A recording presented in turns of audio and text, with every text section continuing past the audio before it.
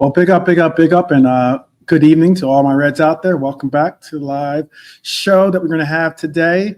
It's going to be definitely a good one. Looks like we got Lee with us as well, so let me bring in Lee as well. Big up, Lee. How are you?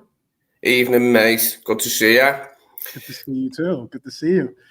Yeah, I was just about to get into this to the point of saying that we are in the middle of a summer that could possibly, you could say, possibly redefine this football club.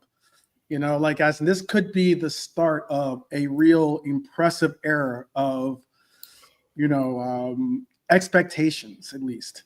They still have to prove it on the pitch. Obviously, it's all well and good if you have, you don't play games on paper. You played on the ground. So, but it is a summer not just of change, but of it's some serious intent by this club to show that they are pushing forward with improving the status and level of this club, I think. And while some pundits are like, we're scrambling to sell players just to fund deals, I don't agree with that. Tonight, we break it down properly. This is strategy, not desperation. So, and at the heart of this is one burning question, and that is if Luis Diaz, who's possibly the player that we're going to get the most money for, whether he stays or whether he goes, So it should be an interesting one. We're going to talk about those things, talk about some other things as well. Hopefully, we'll get even if it's just me and Lee, cool. We'll hopefully keep you entertained and informed. And we can do this all by getting into these topics right up from the very, very beginning. So this was my main topic. I shared with you the run of the show, Lee, in our chat. My main topic for tonight was, what are we going to do with the successor if Lucho leaves, basically?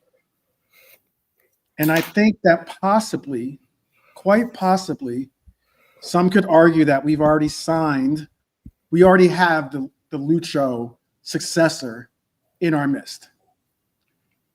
And I think it could be Rio Ngumoha.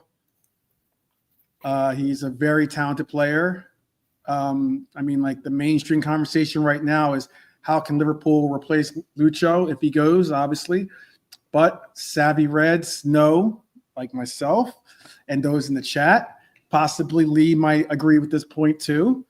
But savvy Reds know this isn't a panic mode situation. Florian Wirtz has joined us. We got Hugo Ekitike that has to just go through his medical if he hasn't gone through it already.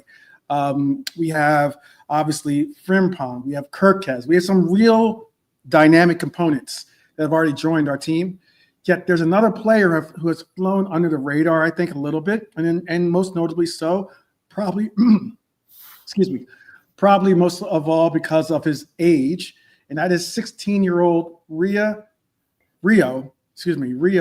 Ngumoha. He signed from Chelsea's academy last year. Here's what makes this fascinating. He has already debuted for Liverpool in the FA Cup. He's regarded by insiders as one of the most exciting attacking prospects in England, not just technically gifted, but mentally ready for this environment. You can see it. He by some of his take-ons in those games that we've gotten the privilege of seeing him play. Liverpool's strategy may not be simply buying a like-for-like replacement, because sometimes I think people get too, I'm going to do, what player are you going to bring in for Lucho?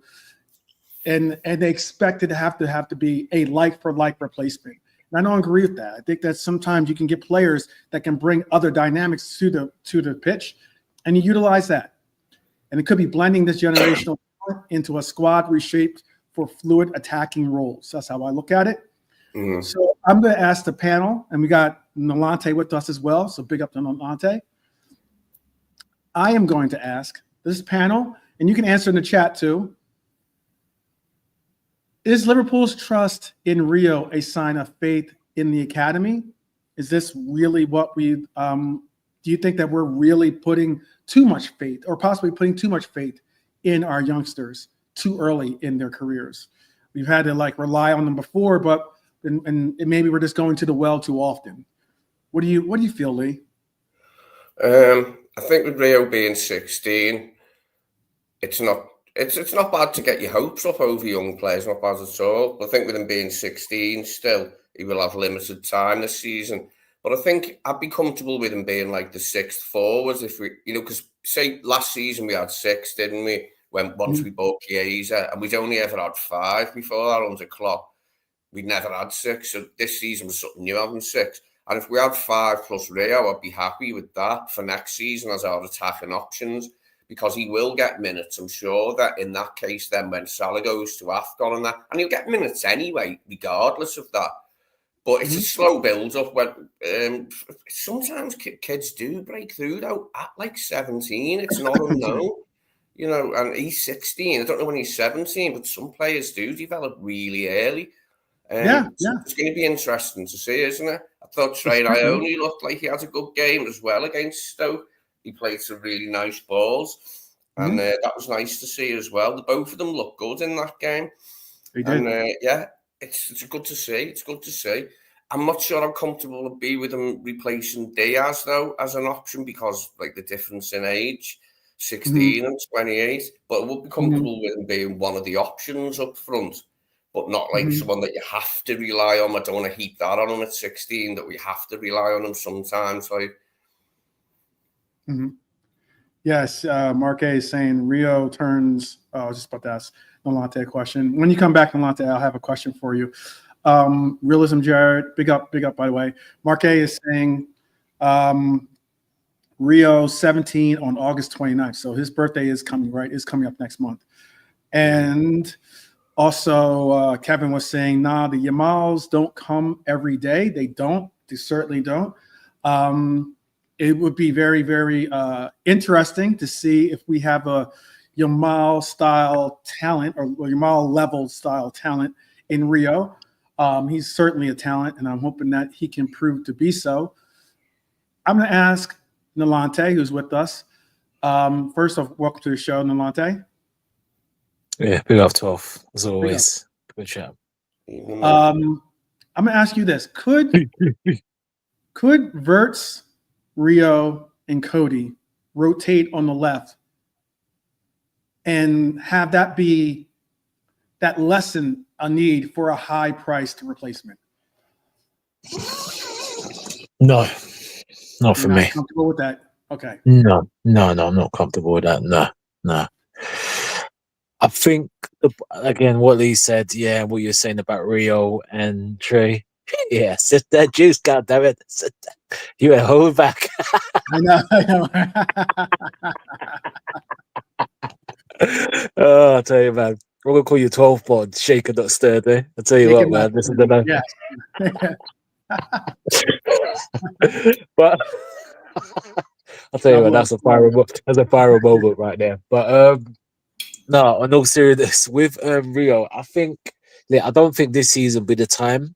I think next season will be the time to unleash him a bit more. But my thing is, again, and I'll have to give Slot the benefit because he's only been in the job for a year. And I have some academy players that have had the hype, but they haven't got the chance. Like Ben Doak, again, good player. We can't really say he's a flop because he hasn't really given Detroit. So, I'm sure he's going to be this, he's going to be that. The same with Trey, but I reserve judgment. I'm not sure until I actually see these. Can Ben Doak play on the left side? Is that what you're saying, Ben? I mean, he's right. Left. Yeah, go ahead. Yeah, he's right. Whoops. Hold on 1 second. Okay, cool. You got you. Sorry about that. I dropped the keyboard and it took you out for a second. Sorry. Say that again. Cool. No, that's fine. No, just my point is with the academy players in terms of Rio, again, we've seen in the past, and again, Slot's only been here a year, so I won't try and judge him that the players, some of them, they've been highly rated, highly this and that, but they haven't had the chance to prove themselves. Right, yeah. So Yeah. I just feel this squad. Rio again is not ready, and I don't want to see Wirtz. And we discussed this in the Irishman's channel. I don't want to see Wirtz go to the left. I want someone because we haven't. You take Diaz out of that team, you don't have anyone. Who's the dribbler? Who's the dribbler in that team? Who's gonna dribble? Who's Who's gonna gonna beat take a man and on whip? right? Who's Yeah, gonna take that ball dribbling yeah. Because like Cody is a skills? different type of winger. Yeah, Right. yeah. And that, if for me, is a little bit concerning because you need different options. You can't be predictable. Because we could play Rio Wirtz to the does. left. Rio does have that in him, though. From what I've seen, he likes to do the step overs and he likes to like take on players and utilize some of his pace. He does do that a Yeah. little bit. So, No, it's true, Toph. It's true, Toph. But we've seen this with other academy graduates before, and for whatever reason they haven't made it or they just haven't had the chance. That's the thing. So, as good as he is, I'm not gonna get over gassed or over ahead because there's a long way to go. He ain't ready this season, and he right. might be so. We just have to wait and see. But for me, we need to get someone in my opinion, anyway. So, do you see this as if this is the plan? Okay, let's just say hypothetically, this is the plan. And we're going to go with this Verts, Rio, Cody, maybe even utilizing Ekitike maybe on the left side. Who knows? Is this smart squad planning or a risky shortcut if Diaz leaves? Lee, what is your choice on those options? Is this smart planning by like to take the young player, integrate him, allow for him to grow, maybe have a Yamal, like he said, or someone said earlier. Maybe if not necessarily rely on him on the levels of what Barcelona do with their young 17-year-old, but more so like utilizing him in bits and pieces where he can grow and continue to learn, and then possibly more so than not weighing the heavy load on Cody as your flagship on the left side and mixing in Verts here and there. Is that smart planning or is that maybe a risky shortcut? I think it's a bit of a risk, depending on what happens with the Diaz money. If we need Diaz to get other deals over the line, if we need the Diaz money to get other deals over the line, then it'd be all right with selling, but not just for the sake of it now. I wouldn't just be into selling for the sake of it because he wants to move, because there aren't that many options. Rodrigo is like a small possibility, I would say. But apart from that, you've got Malik Fofana. People are mentioning Anthony Gordon. You wouldn't be happy, would you, 12 with Anthony Gordon replacing Lucho? Why are you trying to get me started? I know you're not a big fan either, mate. Where's your drink, Toph? Where's your drink? Where's the drink? I'm not saying the kid can't play. I'm not saying Gordon can't play, but I just don't want him to play here. So that the fact that we've had to go so low as Gordon after we've exhausted only one other option, really. No, two. Rodrigo and Fofana. But do you see what I'm saying about replacing him? It's just the age Lucho's at now. Like, he's in his prime now at 28, more or less. Replacing him with too young a player, it'd be a little bit too much, I think. I'd like him to be introduced a bit slower than that, than having to play him too much. But I do want to see him a lot this season, Rio. I want to see him as much as possible, but just get him ready bit by bit, for what's coming. I think you're going to be 17, didn't you, in August? So August 29th, I think it was, is when he turns 17. Yeah, he's got time. Yeah, he turns 17 next month, and that's when we'll see him sign his first. So I think you have to be a certain age to sign your first pro contract. So when he turns 17, he'll sign his first pro contract. I don't know how much responsibility can realistically be placed on him so soon, but this is definitely clear signs from Liverpool that youth is part of the rebuild here, or part of the refortification of this club. And I think Rio could be the proof of that. But all right, so you said it, so I'm just going to go with it. Let me bring this up here. So There's an Anfield. There's some people on this channel that that are friends of the show. This is Anfield Index brought this up. It said this is one of their shows that they're having. Are saying Liverpool's next star.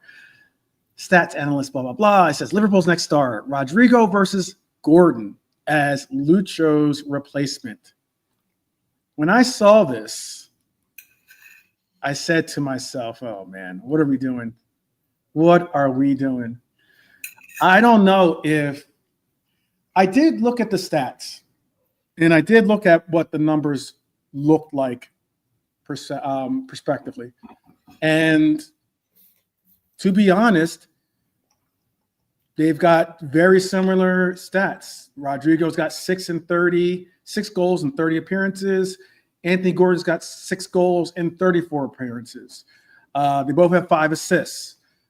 So they have both 11 GA. Obviously, Anthony Gordon's has more minutes played, but Rodrigo's got 20 shots on target to 19 by Gordon. Pass completion, a little bit different story. 90% pass completion from Rodrigo, 80% pass completion if you go by Gordon. And I can bring up these stats because I did bring them up, or I did have them ready to show if you guys like. But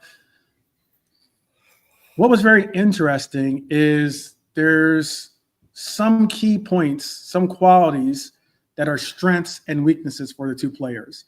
And when I saw the comparison, I will admit, I think quite possibly Gordon might have Rodrigo on the pace. He might be a little bit faster than Rodrigo.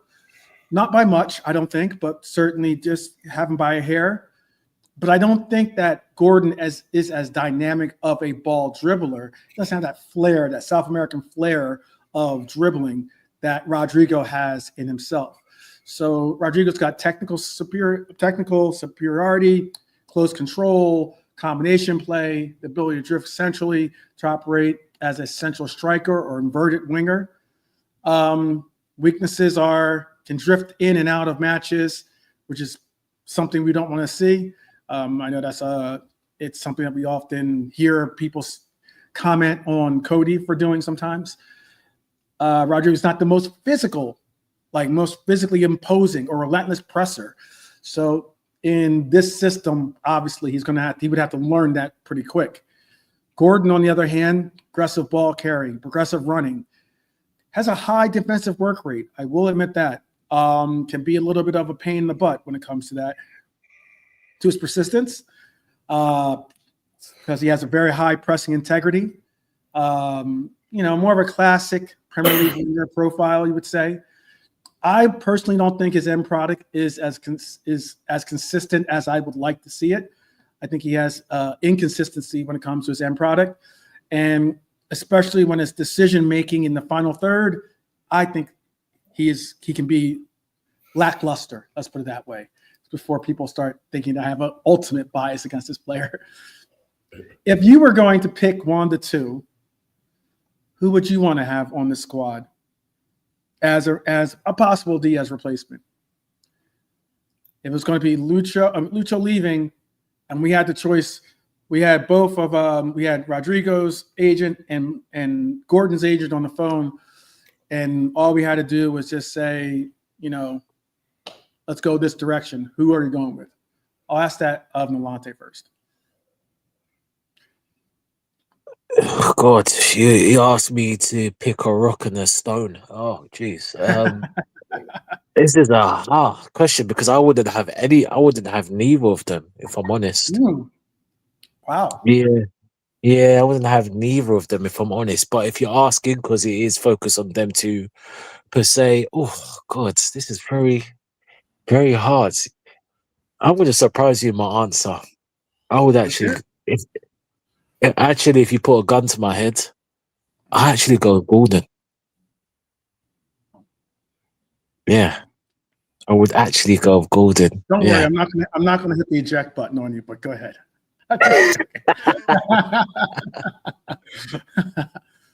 Wow. Okay, that's cool. Why would you pick Gordon over Rodrigo?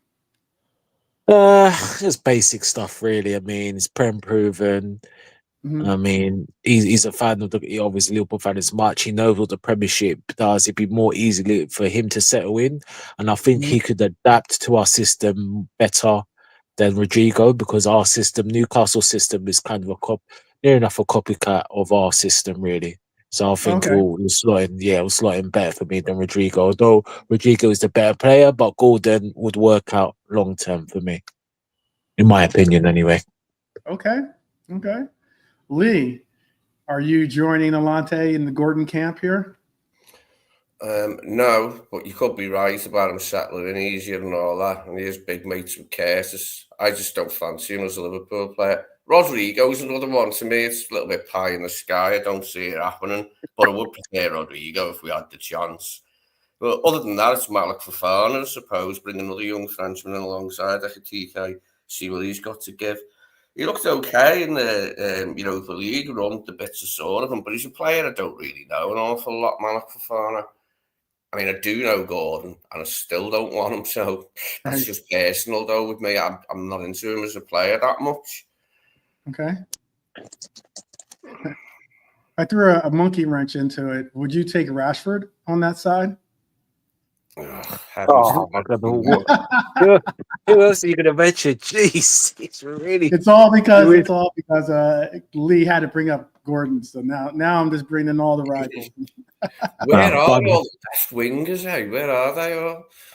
Not available. Yeah. Oh no, there is one Or that we maybe could. Sancho. Then you can go Sancho too. No, My Sancho. Mate, Manchester United friend was trying to pawn him off for like pennies on the dollar. I was like, I would interesting. take Garnacho over Gordon. I'd have him, yeah. Give Oh, him a go from Gordon. really? Oh, Yeah, for a laugh. oh, for a laugh. I take another for a laugh. The only Man United player I would actually follow if I would take Sancho. Okay. Is it because what you've seen him do with Chelsea, or No, I just think the United, obviously, he hasn't helped himself. The United, it just the way they don't play to his strengths in Dortmund, they give him the freedom to play to his strengths. I think, yeah, I still think there's a player there somewhere. Chelsea, he was in and out. You know, he wasn't the worst, but he wasn't the great. Should have done better. Hence, Chelsea dilly dally, then didn't sign his young. But I still think there's a player in there. It's just dribbler because you take Diaz out of the team. Who's going to be the dribbler? And I'm not talking about the middle, like where we know Works can right? dribble. That's fine. Like Salah, who can do what Salah, Jake Case mentioned? Oh, sorry to cut you off. Finish yeah, your no, thought. it's fine. 12. No, all I was going to say because I mean, Wirtz is a number 10. I mean, we know he can do that, so but that's not the issue. And Mhm. Salah does it away, but he doesn't do it like in the terms of an out and out winger. To the way Mhm. he dribbles. You know, sometimes it works like Diaz. He's got that flair dribble. It can go in, outside, left. This is the thing. You know, Yeah, we need that je ne sais quoi, that I think difference that. on the wing. Yeah, I think that a point that I've kind of I want to say I've kind of stolen from JK, but I give him credit every time I mention it.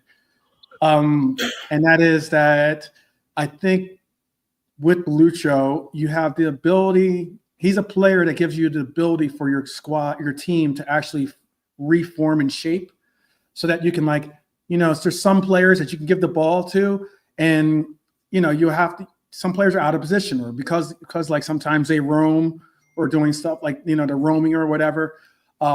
They're out of position and they have to get back into position or have to fill into a slot. Because of that, if you have a player that you can give the ball to and they can do, put a player on skates, basically, you allow for your team to reform and shape and be able to create avenues for actual offensive strikes, And I think that's important. And you're right. I think that's what Lucho provides. But I don't think Cody provides that per se. I don't No, think Verts would be that option on the left per se as well. I agree with you on that. But I think Rio could be that option. I just think Rio needs to grow and, he needs to grow yeah, before Is we it play? rely on Right. him being an option. Because that's Yeah. that's a lot to put on the shoulders of a 17-year-old, Yeah. soon to be 17-year-old, to say, hey, you're going to be one of our outlets. The same way we give a lot of the passes to Salah, we're starting to give a lot of those outlet balls to Diaz.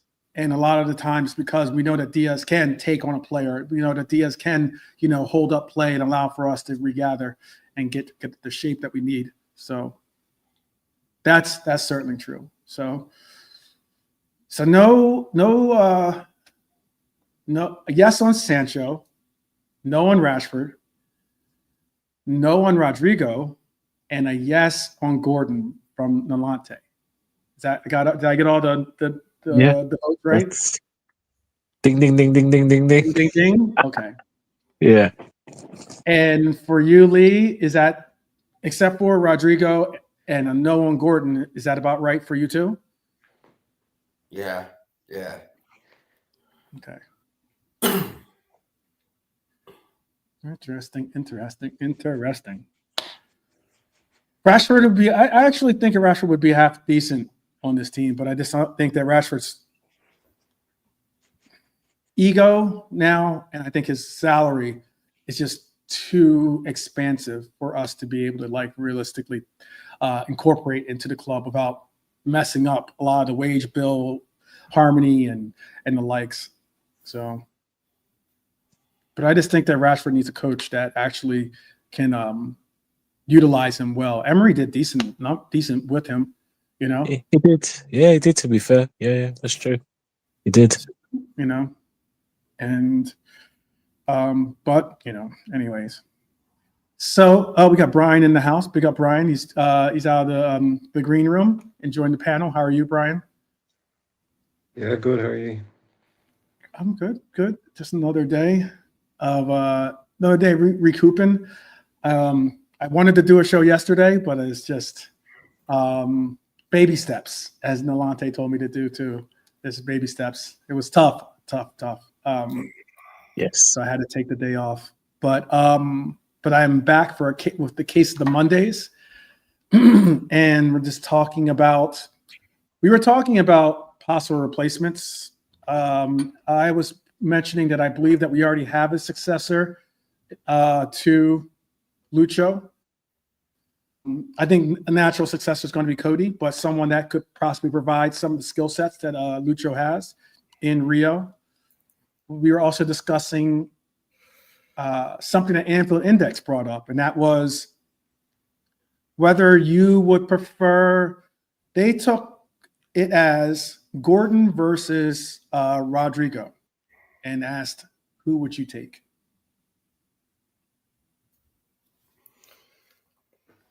Me? I wouldn't take Yes, either. that would be to you. I wouldn't take either of them. Okay.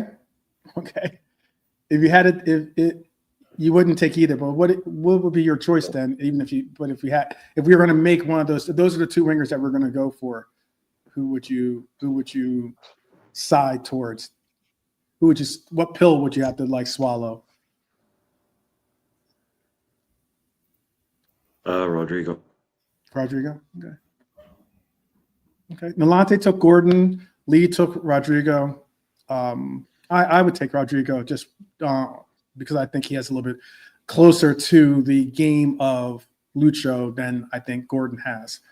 But I think Gordon's game's a little bit closer to Cody's skill sets, and maybe with a little bit less of a shot that Cody has on him. But just questions, just very, very good questions. Well, I am surprised that we have made another huge acquisition, and that huge acquisition was the significant acquisition of Hugo Ekitike. He's not just another forward. This is a 69 million pound base signing with add-ons that could take it up to 79 million in actual in actual revenue for Frankfurt. He scored 22 goals with 12 assists in the Bundesliga last season and has been described as evolving into a complete forward. What that means is he's technical, means that he's dangerous when it comes to the attack and especially on the counter, and increasingly dominant in the penalty area. Let's not forget, Liverpool reportedly explored an audacious bid for Alexander Isak at £120 million before moving decisively for Ekitike. I'm going to ask the panel this question, and you could tell me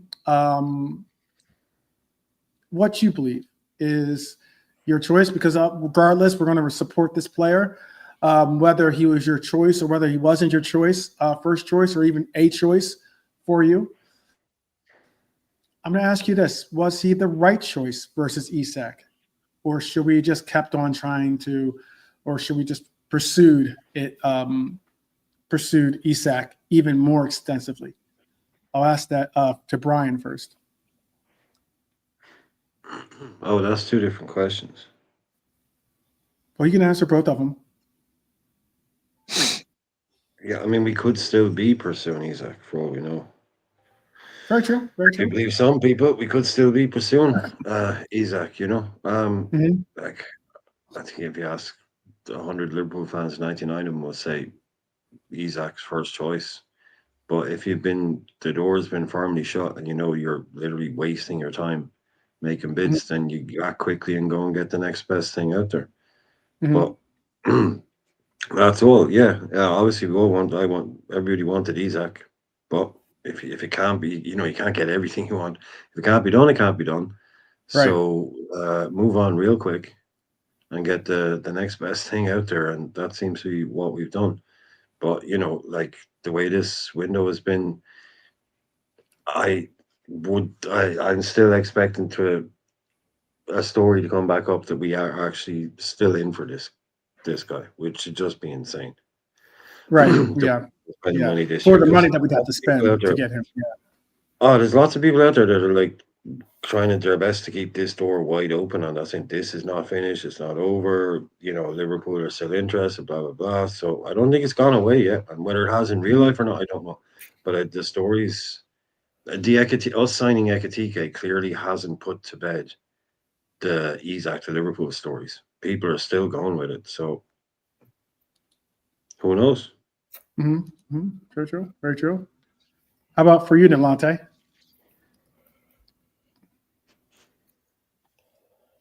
Oh, maybe. Yeah. And Ekitike, it just is. Yeah, like Brian said, it just is what it is. I mean, I wanted Isaac or just do a season with Lucho in the 9 or whatever. Just Would you run it back? Yeah. Just wait till next season, like the following season, to get Isak for me. Do we get both of them? Again, I believe no. I mean, even before we got him, the Isak story, I still didn't believe it. But yeah, I just don't think it's happened. In terms of the player, anyone before Isak, the names we mentioned, it's a risk. Now, Hugo's a good player, but it's a risk for me. It is a risk, the same as Darwin, good player. But we just have to see. Just hope he does well. That's all I can really say.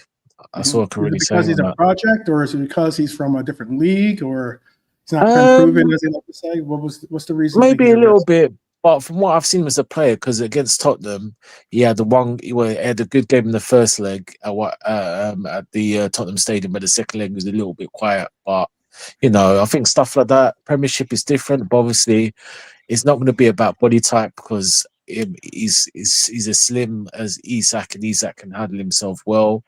So it's just adjusting to the rigors. So let's see. I mean, it's a big question mark for me. It's a risk, but let's see if that risk gambles off. Because if it does, then we've got a bargain. We've got a play in our hands. So yeah, we'll see. Okay. Lee, what are your thoughts? And then I'm gonna bring up. I know I've asked that question, similar question, but I'm gonna ask this. Put a poll into the chat to see what everyone's thinking in the chat for this question. But tell me what your thoughts are. What of the striking situation? Yeah, was he the right choice? Obviously, Yeah, he's the yeah. we're going to back him. Let me just make sure I emphasize that. None of us are saying that we're going to like move on him or do anything stupid like that. That's silly. His success is our success, so that's how I look at it. But was he the right choice though, or was he the right choice versus Isak? I'd still like to have Isak, but from the club's point of view, they must have done their research on him and worked out that he'd possibly work very well within our setup. So yeah, I've got faith in them. Got faith in the people who make the decisions that they've identified the right guy. I just hope it is still possible. People are saying it is, but something nagging me says it just won't happen. The Isak thing now. Okay.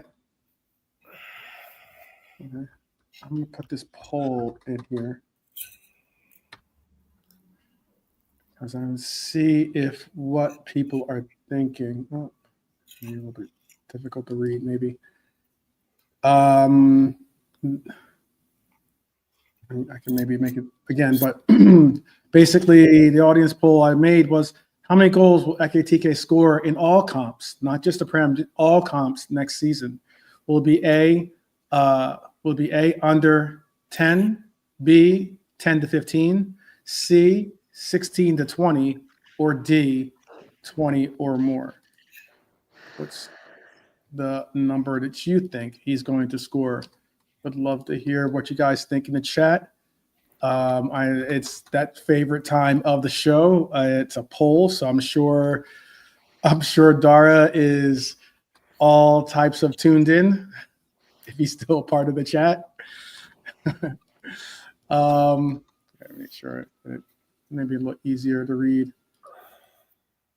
There you go.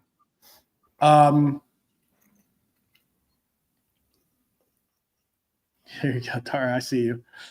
What would be your answer, Lee? Do you have in all comps? I asked just in Premier League. I'd go with the 16 to 20 option. Okay. Seems All the most comps, 16 to 20. Pick for me. Okay. Brian, do you see the same, or do you see him getting over 20 maybe?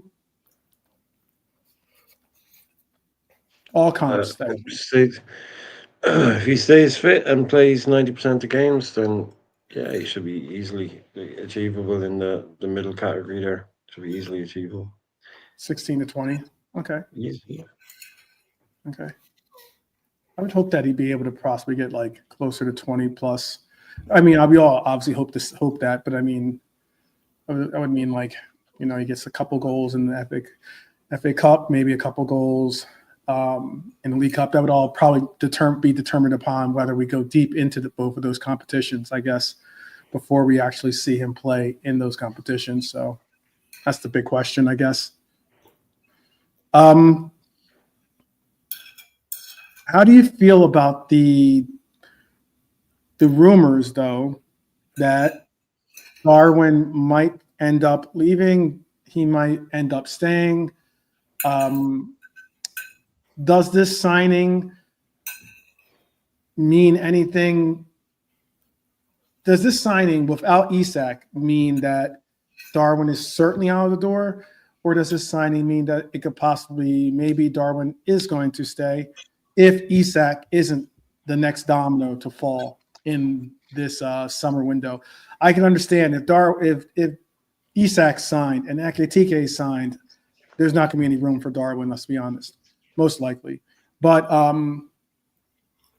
if that isn't the case, then it's a different story. Then we would still need a secondary, if not a complementary striker to be in that role. So, Nolante, do you see this as like, is this the sign? Is this signing a hint that Liverpool are moving away from Darwin Núñez sooner than expected? Yeah, I would think so. Obviously, we know halfway slot doesn't like just doesn't rate Darwin whatever, and And obviously his comment after the Villa miss and the 2-2 draw kind of just sealed everything, really, which, I didn't like a bit, but it is what it is. But in terms of Hugo, it's a bit of pressure there. Maybe, he can come in because we're champions, but again, I'm not expecting him to score a ton load of goals. I mean, again, all comps, I think 20 in all comps would be a fair, decent first season, to be fair. Okay. The way we play, we have to get used to settling and him to get used to his feet in the Prem. So 20 in all comps or just over, it would be. I'll accept that for his first season. I mean, definitely double digits. Without that, he's got to be in double digits, league and all comps, 100%. Okay. Double digits. So he's got to at least get 10 to 15, if not more. So, I mean, league. Yeah, in the league, I would say 15. Mm-hmm. I'll accept that. I mean, it's not, and then the add-ons in the all comps over 20. So that's all I expect. I don't expect him to get 25 or anything like that. Okay. Do you think, Brian? Do you think that he fits in Arne Slot's tactical plans, given his versatility? Wouldn't buy him if you didn't. We're out here buying the players we want to fit the system we want to play. Mm-hmm. He's not out here picking up scraps. He's out here buying the people to fit the system he wants to play. Stylistically, Ekitike is the closest thing in Europe right now to Isak. Mm-hmm. That's why we've gone for Ekitike, because we wanted someone to do what Isak could do. We couldn't get him, so you get the same. You don't go out and go, oh, right, okay, let's go and buy an Erling Haaland type then and completely change your idea. No, we're buying the players to fit our strategy. Going to be very fluid up front, very interchangeable. Players like Wirtz, Ekitike, Mo Salah, McAllister, Dominic Szoboszlai, all these players getting involved, running into different areas, different positions. So I think he absolutely fits the tactical plan. Otherwise, there's no chance he would be here. We're not, we're operating at a very high level right now. We're not fitting square pegs into round holes. If what we wanted was a Gyökeres would be here. If that was the type of striker we wanted, was Gyökeres would be here. He wouldn't be talking to Arsenal. He'd be playing for Liverpool. That's how serious I think we are. So I think absolutely fit. I mean, look, every transfer is a gamble. Every single one can go wrong for myriads of reasons. But being well with this guy, I think he fits in. Young, room to improve, the whole lot. So we'll give it a go and let's see what happens. But I think he'll be fine. At worst, he'll be fine. Do you think we overpaid for him? And if so, what would have been your ideal price tag for him as a player? I don't think we overpaid for him. I think the market is overinflated at the moment because of the lack of strikers. I said that, look, in the real world, Isak is an 85 to 90 million pound striker, and Ekitike is a 35 million pound striker. But when there's only about 4 strikers on the planet that are available for sale, guess what? Those prices. We're living in a world where Benjamin Sesko, for God's sake, is being valued at 80, 90 million.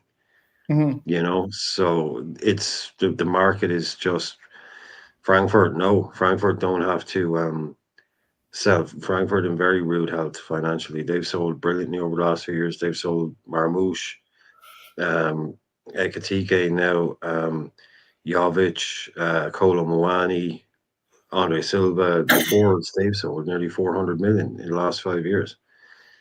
So they were never in a position that could be bullied. So yeah, that is. I think the market is inflated. Yeah, these guys aren't worth 80 million. No. But is that what it's going to cost you to get him? It is, then okay. Because otherwise someone else will go and buy him 12. Like, we wanted him, and if we were like, oh no, we're not going to buy, well, guess what? He's just gone to Newcastle. Right. Is that yours? Do you have the same feeling, Lee? Yeah, I think we've identified his profile as being one that would fit what we're doing. So I'm pleased about it. Like, I just hope everything goes off, touch wood, goes off well. And I'm only expecting, between 15 and 20 goals in his first season, as long as he has plenty of assists and he just works within the formation and allows others to do their thing, which I think is the general idea of getting them. yeah, I'll be happy. I don't want him to like outscore everybody. Firmino wasn't that prolific, was he? But he just fitted the system really well. He was a good foil for Mane and Salah. And that's what I'm hoping Ekitike will be for Vert, Gakpo and Salah and whoever else is playing. Okay.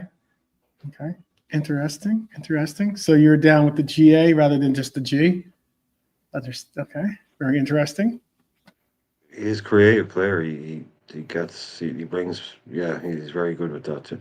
Someone was trying to say, one of those guys, I don't know if you watched the 12th, one of the kind of Anfield Index shows, and there was a guy on it, he was saying, like, we've never really actually had a player like this because of his size and his speed and his kind of finishing ability, but also the fact that he plays very deep as well. And it is kind of hard to describe exactly what kind of player he is, because he's 6'3". You see him, you think, oh, he's a big target man, but no, he'll drop deep, he'll dribble with the ball, he'll pass, he'll create, he'll get involved. He's a real all-round kind of footballer as much as anything else. Like, so it's going to be real interesting to see how we use him, where we play him, what he does. It's not as simple as just getting a big man and sticking him through the middle with this guy.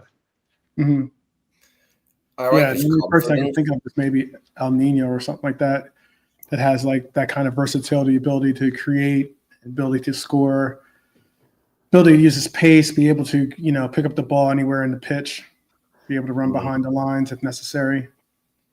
It's definitely something different, isn't he? But I like the way he tries things. As long as he tries them, more or less at the right time, we can get that right with him when we're developing them, and it'll be brilliant, I think. This time into the years, we could be looking at him as being at the level of what Isaac is at now. Yeah, and I'm not saying he's the next El Nino. That's not what I'm trying to say at all. It's going to be fun watching him. I'm just watching the clips. There's been good enough, like the highlight reels and that, so I can't wait to see that on our side. Right? Yeah. Definitely so. Let's see what the chat has to say. It's a game, football. You want to be entertained, and he'll entertain us. Yeah, I mean, there's also I know this was from our earlier topic, and one of the reasons why I brought up the Gordon Rodrigo comment, Brian, was because just as you said, Anfield Index, I did subscribe to them, and they had a episode saying our next player or the player that we would be choosing between would be either Gordon or Rodrigo. But there's also, the likes of Fofana out there as well, as being something of an option to be being brought in. I saw that in the chat right now.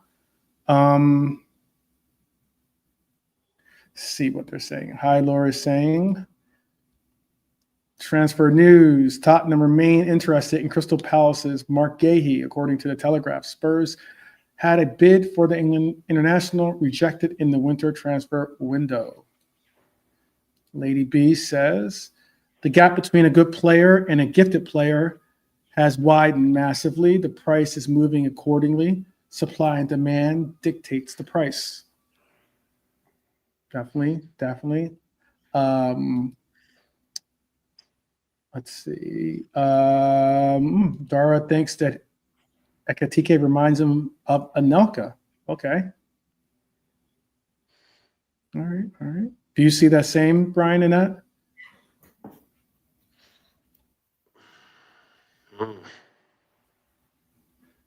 I know if Pops was here, he could probably like a real full-hearted, full-throated response to that. I know he loves Anelka, but no, he doesn't. No, just on the eye, he doesn't remind me of watching him, but he has very similar traits, but just to watch him play, Anelka. Yeah, I don't know actually. Yeah, it's an intro. I don't know why, but Anelka had a very singular way of playing. Very smooth, very kind of calm.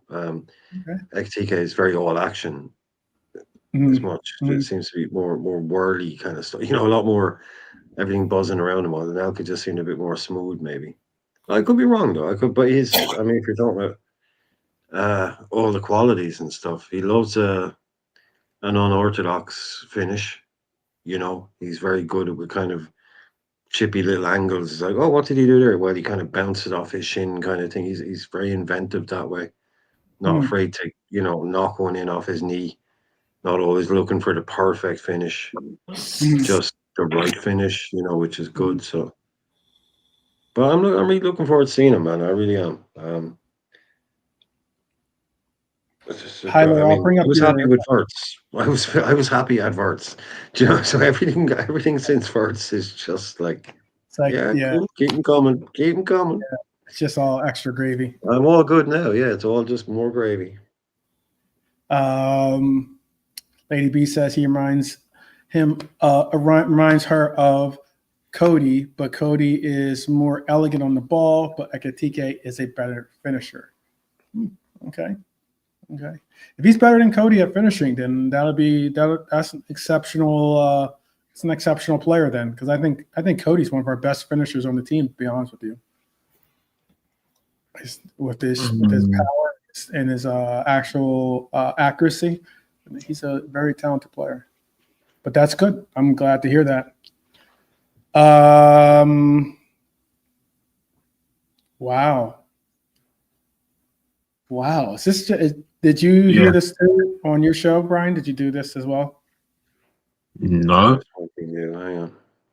Yeah, and they need to check that. Is that actual fact, Redbird? I mean, that's Redbird. Redbird doesn't make up stuff. No, I'm just on asking. His Twitter feed. I'm just asking. That's Twitter feed. Yeah. No, it's not on his Twitter feed. Okay. That's all I know. That's all I can say is he hasn't tweeted it. Okay. Redbird, you're giving us full salam. Redbird. Well, he had to spell his name right. He tried to spell it 3 times. Spelled Oration. Orientation. Orientation at the station, at the plantation. Yeah, Freemason. Who knows? Yeah. I think he got even closer on the last one, Ornstein. But yeah, if that's the case, I know that I did read something that said that it was from. I read an article that spoke that Isak's agent came out and made a statement, and yeah, he did. And his statement wasn't like he put it to bed. No, he didn't. No, it wasn't like he said, we're happy to be at Newcastle. We'll see what the future holds with the club because he's very, it's one of those kind of statements. It wasn't that. It was, we're weighing all our options. Is basically what he said. And I was like, you're really waiting to see what you're gonna wait to see what Saudi Arabia comes in with their bid. You already know what the bid is from Liverpool. So now you're trying to basically leverage that into possibly getting a new pay bump to keep him at the team, I think, or keep him at the club. That's just my personal opinion. That's how it looks like, or that's what it's looking like. But that's what his agent did come out, and he did not help, calm the Magpies' fears. Basically, I would say it that way. Was someone else who put it on Twitter? No worries. Ornstein is on Sky Sports at 10:30. Okay. We'll keep an eye out for him. Or if he's on in the next, he'll be on in the next 15 minutes. So yeah, if he's on in the background, tell us what he says. What it says. Stick me on. Okay. Tyler's putting in some other Twitter universe. I have a little segment at the end here that we'll deal with some of the rumors that are going around, the rumor mills of that report in the chat saying that Chelsea value Nico Jackson at between 80 and 100 million pounds. I think that's a bit of a stretch at 80 to 100 million pounds for Nico Jackson. It sounds like it, but again, just as Brian pointed out, the market is maybe over-evaluated, or just inflated to hell. Overinflated. Excuse me, that's probably a better word for it. Yeah. With the prices that you're getting, and on top of that, when you're dealing with the fact that you're going to be getting it from the clubs that are going to be approaching you are Manchester United.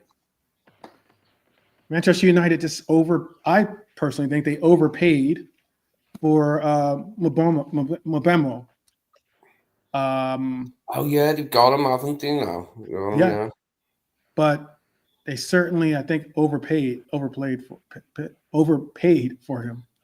Yeah, there's not a lot out there. Same with the left wingers, isn't there? Same with the centre half. Same with the DMs. There just doesn't seem to be that many choices this market all round.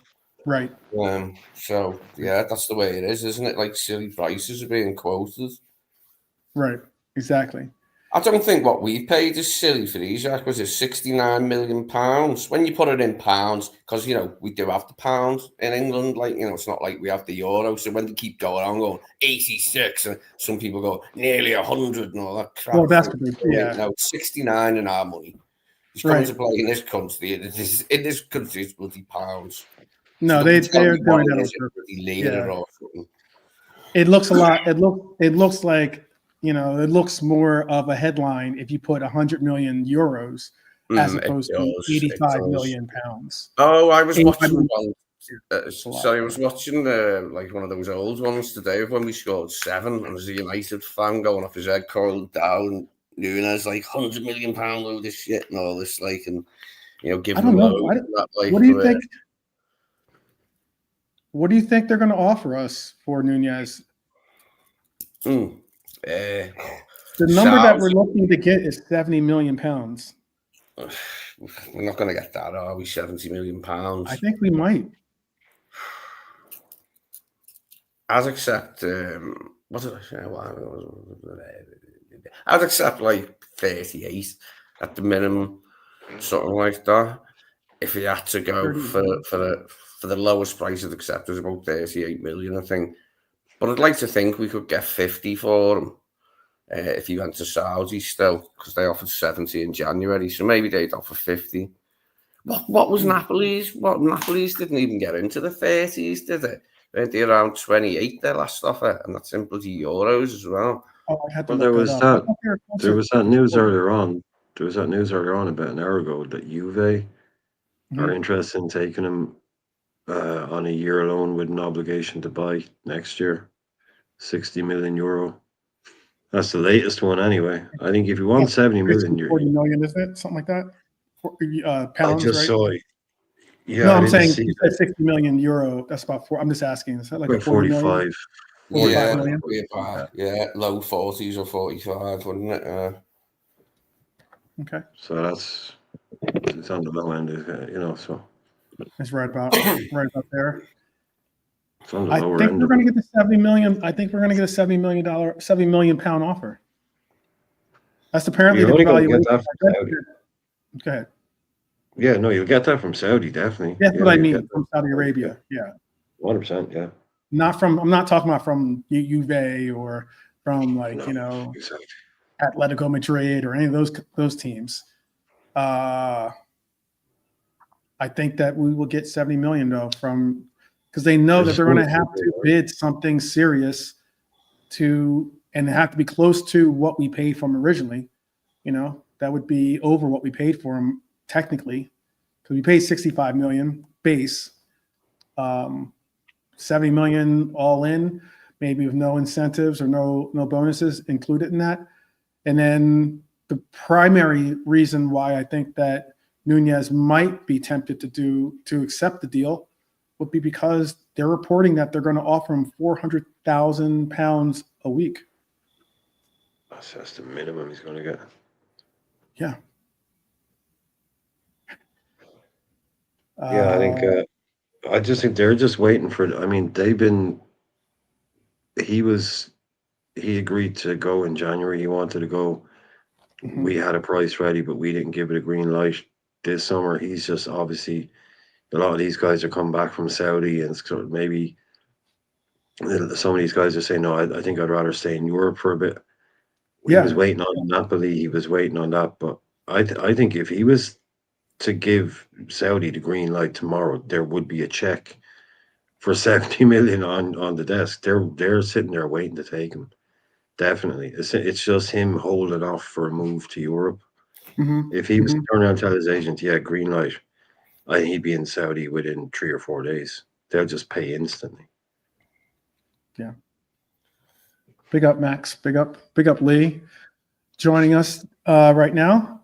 Lady B's question is, if Isak came to the club, who would be under more pressure to score? Would it be Mo? Would it be Isak? Or would it be Ekitike? I don't think Mo would be on. I think Mo would be under the least amount of pressure out of the three. And I think it would have to be Isak, considering the price tag that would be associated. That's just my opinion. But the price tag that we would associate, the amount of effort and effort that we put into getting Isak, I think he'd be under the most pressure to score and produce. What would be your answer, Nalante? Oh, that's the easy one. Isak. Mm-hmm. Yeah, he'll be under scrutiny, man. He'll be under pressure. Ekitike's young. Give him time. It's been tomorrow. He's done enough in the club. If he has one bad season, you're not going to discredit. So you can put through this Isak easy. Okay, Brian, who is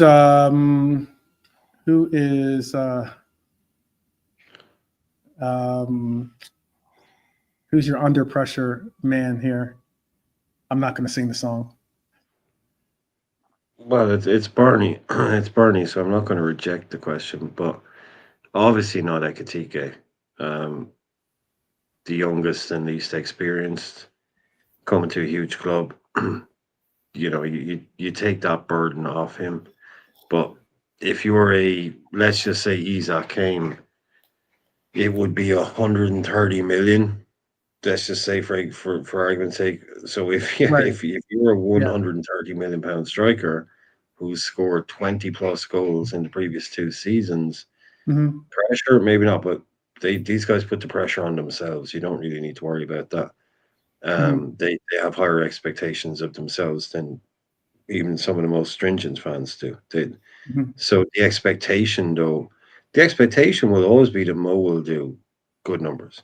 But yeah, it would be if for some reason Isak was to get 12, there would be very much raised eyebrows. But yeah, there will be a high expectation that he was gonna, if he stays fit and plays and blah blah blah.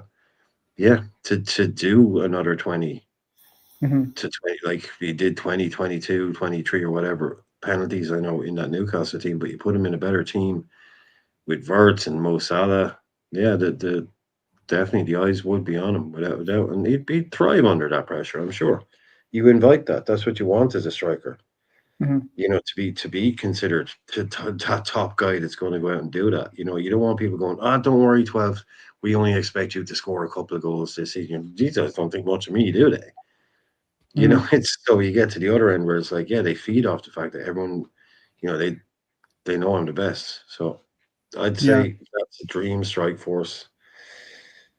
That's a dream strike force with Wirtz in behind it. So, yeah, Lord brings up a good point. He's talking about John Duran got paid about 329,000 pounds a week in Saudi, but left for Turkey already 6 months after going to Saudi Arabia. It will be difficult. I mean, we all know that it's not exactly an easy move to make for a player that he could barely speak English, but then now to have to go to another country and have to adapt and adjust to a language that he's most likely not going to pick up either, and be somewhat isolated because it's not like there's like some, budding Uruguayan community in Saudi Arabia, much less even a Spanish-speaking community in Saudi Arabia. And when considering that the teams, I think the one thing that keeps some of these players, obviously the money is an attraction, but when you go to these teams, they're limited on the number of international players that they can actually have on the team. And then, so you might be going to a team, but there's only, I think there's 5. I want to say there's 5. They only have roster spots for 5 international players. And there's no guarantee that there's going to be,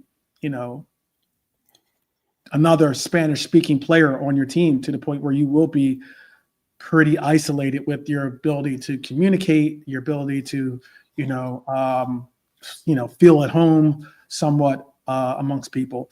And let's be honest, I think one of the reasons why he's been able to do so with this club is because he's got, Lucho, or he's got Maca, he's got players around him that do speak Spanish that he can interact with. That makes a difference. And then on top of that, you have your family that has to do the adjustment as well. And it's not always, you might have the money, but it's if you're bringing your family with you, because there's no guarantee he brings his family with them. But if you do bring your family with you, they're going to have to make the adjustment as well. So yeah, you can't live with your girlfriend. Can't live with your girlfriend. Oh, you can't. No, you can't live with them. Can you have a dog in Saudi? Can you? They're not married. I thought they were married. They're just partners. Oh no, I know. I don't know about it, but I'm just saying, if any people, lads going over there, if they're like, a lot of them, Diaz got married. Yeah, if you're not married, you can't live together, can you? Yeah, he had 3 kids. Yeah. So yeah, if you're not married, you're not allowed to live with someone. Jota wouldn't have been able to live with his missus, would he? Like, even though they've been together since they were kids, they weren't married, so he wouldn't have been able to. Just for an example, even though he had like 3 kids, like. But yeah, isn't there a thing with the dogs as well? With having a dog that causes a problem? There's some sort of special thing about dogs. I think that might just be a kind of a quarantine thing. But no, guess who they changed that rule for? Ronaldo. Yeah, changed that rule for Ronaldo. Yeah. But the league's still rubbish anyway. All right. They made it. Yeah, they made it to the. What did they make to the quarterfinals? I think, or something of that Club World Cup thing. Oh yeah, that rip off. Yeah, another FIFA mind boggle. That rip off. Yeah. Gianni Infantino's greatest moment in his suit and bright white stains. Before we go on to the next topic. What would your initial reaction be? What would be Max given his own facts? Max loves the Saudi League. Max loves it. He thinks it's top quality. Yep, well, they go for the money, Max, and the old timers. But yeah, great league. What would be your initial reaction if our next signature was Tchouaméni? Because there's a report saying that that's a real likelihood now, that it's something it's not big on the radar. It's not being spoken on a lot. I know it kind of was in the beginning in January, a little bit more so towards the end of the year, that it was starting to say that maybe Tchouaméni was like falling out of favor with his position, very similar to what you've seen with Rodrigo, but there is a report out there that has Tchouaméni being a real target for us. Do you think that's a mistake? Nolante, do you think that's a mistake? It wouldn't be a mistake, but we don't need it. I mean, he's a good player to play where though. Our midfield is the same like last season. Everyone's saying about Subi to play where though. I mean, we have to sell Endo or join someone like that before we can get Tchouaméni. So if we sell Endo or whatever, no problem. But apart from that, I'm just going to ignore it. By the way, Darwin Núñez is not married, so that would mean that. So is that rule still intact, or is it But that's a religious thing. That one is, yeah. That one's written in It's a stone, religious mate. thing, like, so, Yeah, yeah. religious. But I'm Don't asking, is change it still those so? Is it still intact? Is what he? No, it's like they don't change those religious rules. Like, Well, you said it was Hendo's noble efforts it going was there like to a advocate for certain lifestyles. Yeah. Nothing's changed. yeah, no, well, like I they mean, like you bent said, it over was backwards for relaxed Ronaldo. or Well, forgiven exactly, or because it exempt was for yeah, R7 or yeah, So exactly, just for him. That's what I'm saying. They dismissed their 400 million a year. They just happened to make a little exception for him, which wasn't very publicized. But yeah, no, it's like, I mean, you can be arrested for cohabitating unmarried. So, but of course, they have their little compounds, and a lot of them live across the water in Bahrain. If you live in certain parts of Saudi Arabia, you can live in Bahrain and commute in and out every day. Like, Bahrain's a different country, and they have different rules. Looks very nice, Bahrain. that'd be Yeah. tough, though. That'd be really, really tough, considering he has a newborn. Yeah, just put a ring on it, baby. Just put a ring on it. Okay. That's what you Okay, got to do. Beyonce. If you want that 600-700 grand a week, just put a ring on it. Get a prenup and put a ring on it. Yeah, there we There you go. go. Then sign that big contract. All right. But yes or no, then, real quick, before we go on to the next segment. Tuchemeni, yes or no? No, Lee? we don't need him. No from Irishman. No. Yes, no.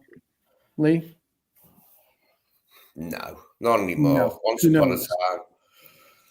Okay. Yeah, exactly. A couple of years ago. Not now. Wow, how quickly he's fallen out of favor. Nalante. I mean, this was one of like Klopp's like really Exactly. big, like In a this Klopp was team. before. I know it's a Klopp era, it's a Yeah, long I time ago just don't now. think he fits us. I don't think he fits us. Yeah, back then, 100%. 100% back then. I just don't think we would use him. Okay. Nalante, are you gonna make it a three? Well, yeah, I mean, our midfield is full. So unless we sell someone, then yeah, maybe, but it's going to be a no. It's the same thing as last season. It's apparently not going to be that expensive to get him, to be honest with you. Like 40 million, 40 to 50 million, maybe something like that. 40 million, like 60 million euros, but 40 million, 45 million pounds is basically the price. Oh, yeah. Tuchemeni is still a no for you at 40. Let's say 45. No, if we sell one of the midfielders, then yeah. But if we're not, then it's no point. Oh, okay. Okay. You're saying that Tuchemeni doesn't get into our midfield over our current midfielders then? No, because we've got a balance. That's the thing. We've got a balance in the team, Endo. But if we sell one of them, then yeah, no problem. But I think we're okay for now. Okay. I'd rather get Adam obviously Morton. Max. Oh, sorry. Go ahead, Brian. What are you saying?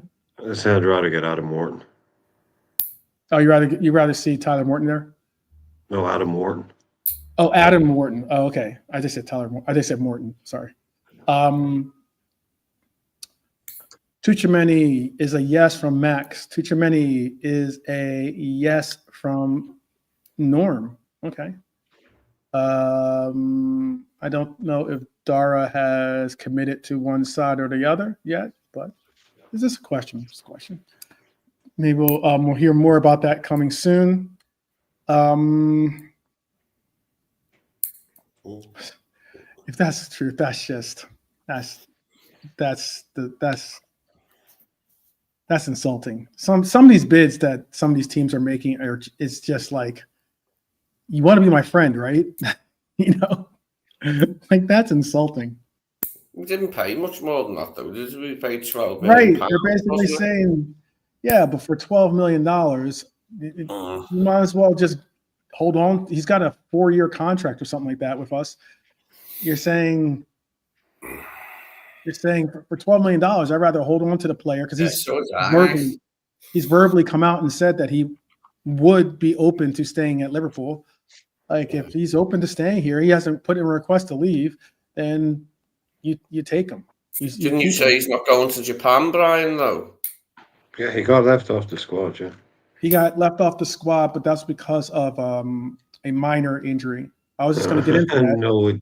No, it's not. It's to negotiate. It's not an Okay, that's what injury. you're saying, but I'm telling you what's being reported. I know that's been reported. I'm not saying it has 100% that has been reported. Yes, but he's been left out of the squad to facilitate a move. Okay, that's Brian's take. No, that's not mine. That's for Fabrizio Romano. He was left out of the squad so he can organize a move back to Italy. Literally, Romano's words. Okay. On the video he did yesterday.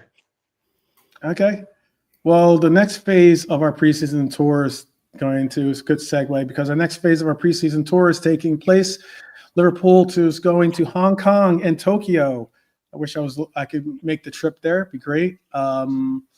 With friendlies against AC Milan and Yokohama F Marinos. Definitely would love to see Yokohama. I actually know someone from Yokohama. But here's the twist. Unlike recent tours where academy kids filled the gaps, Arne Slot has almost the entire senior squad available. So it's a relatively full-strength traveling party, but there are a few interesting academy players reportedly making the trip. Rio, Jaden, Trey, and Amara are all joining the trip. With that said, how valuable is this preseason tour for Arne Slot to, embed his philosophy with a nearly full squad and getting the components of the squad that he, is actively putting together in that, Kirkaz is the player that he wanted at left back. Frimpong is the player that he wanted at right back. Wirtz is not necessarily the player that he was targeting, but he is a player that he certainly is accepting in at our 10 or wherever he ends up playing him in our front line. So how valuable do you think this is going to be, these next two games? Lee, how valuable do you think this is going to be for us? It'd be valuable for us, right? Mm-hmm. And to have, people there and playing. You're talking about the friendlies coming up, yeah? Yeah, talking about the friendlies, yes. Yeah. Well, it'd be valuable if we can have Ekitike there so we can have some game time with his teammates, like just have a little idea then of what's going to be happening next season. Mm-hmm. Yeah, that would be great if he's there. Want him to follow on with the medical team, yeah, get some minutes under his belt, play with Wirtz and Salah, see how it goes. Yeah, I think it will be valuable. Okay. Anyway. Brian, how much work do you put on this upcoming preseason? Is it a valuable move do you think there's going to be a lot of like sometimes in preseasons, it's like, you pretty much already know the starting lineups. You already know what's going to happen. Sometimes it's just similar to last year. It's just putting some players into the window shop so that you can kind of get them a move. But this year, maybe something different because we're getting these components that are most likely to be real valued players on this trip. Last year was, Salah and maybe like Salah, Elliott, and like a couple other senior players. But this one's a different story. So what's the value you put into this preseason? The value in this one, I think, will mainly be in a squad building kind of sense because we haven't really Trent, Queven, Kwanzaa, but some of the big names that we expect to leave, Elliott, Diaz, Nunez, are all still there. And a couple of players, maybe, Ekitike isn't there at the beginning, which is a bit annoying, tiny wee bit annoying. So it's with the amount of changes, because like I was saying to lads, it's an awful lot of traveling, a long way to go to play 2 games of football. We're playing AC Milan and we're playing Yokohama. That's it. We're traveling halfway. It's not like before you'd have 2 games in Hong Kong against Hong Kong 11 or the Hong Kong police team. That's a proper team, but I'm not just making up. That's one of their bigger teams or something. Or, 2 games there, and then you go to Japan, play maybe 2, maybe even 3 games. Mhm. But it's only 2 sets in 90 minutes, so it's not a huge amount of pitch time.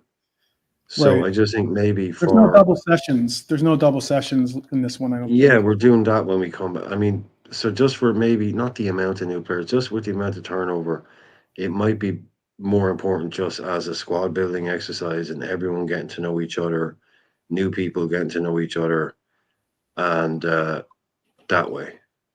I just obviously the tactics and all that, and that'll be worked on in training as much as that knows. But yeah, just with the amount of new players we have, so I think that might be the biggest benefit to it this year is they all go away. And I mean, we think of them like football, like going to Japan and experiencing Japan is an amazing experience for to anyone that's ever done. Like it's probably the closest thing on earth you can get to going to a different planet, going to Tokyo and going.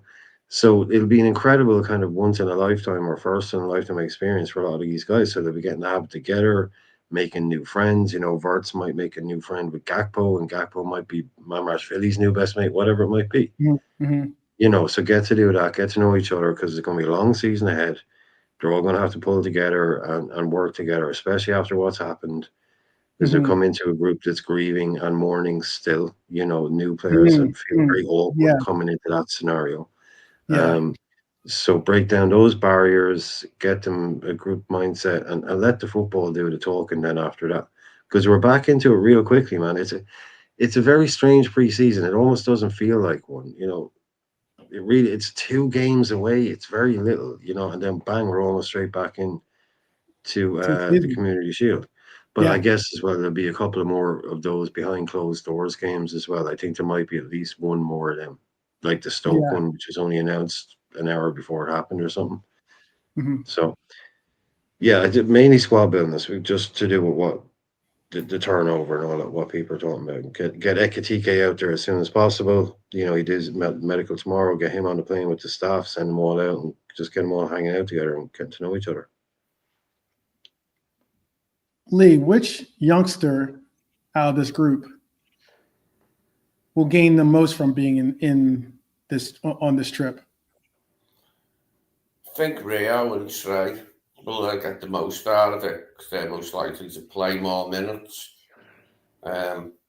Yeah, Rio and Trey, I think, to get more minutes, won't they? Rio definitely will with Chiesa not getting taken on the trip. He can definitely get more minutes.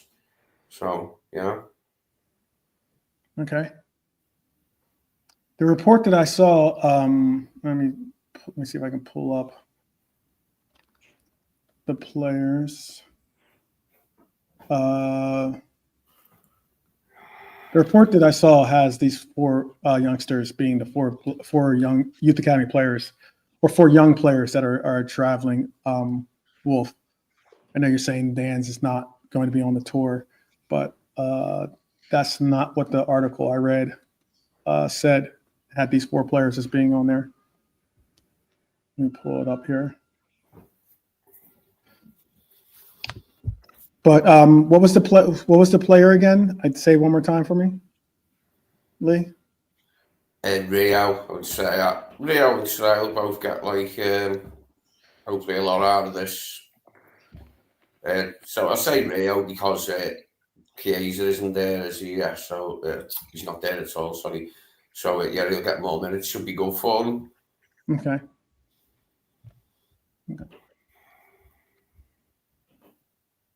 Yeah, Ali, VVD, Lucho, Dominic, Darwin, McAllister will be making the trip. Salah will be making the trip. Verts, Frimpong, Kirkez, Mamardashvili, and even Freddie Woodman will be a part of the trip as well. Got it there if you want it. I want to show people.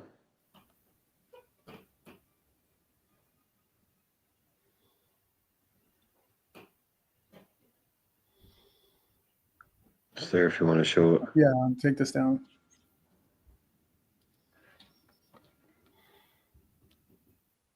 That is the players that we've been making. Ekitike is, if the transfer was completed, they said would be on the tour.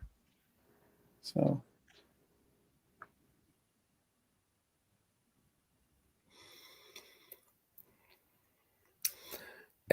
Monsieur, I don't know that name, or Monsieur.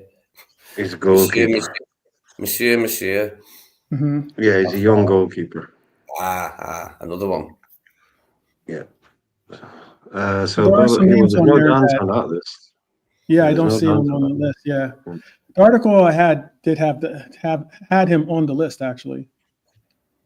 Did have him on the list, but maybe the article was wrong, or maybe they pulled his name from the roster since that point. Also on the list, obviously, Woodman is the goalkeeper. Is a goalkeeper. Should be an interesting group. Should be an interesting group.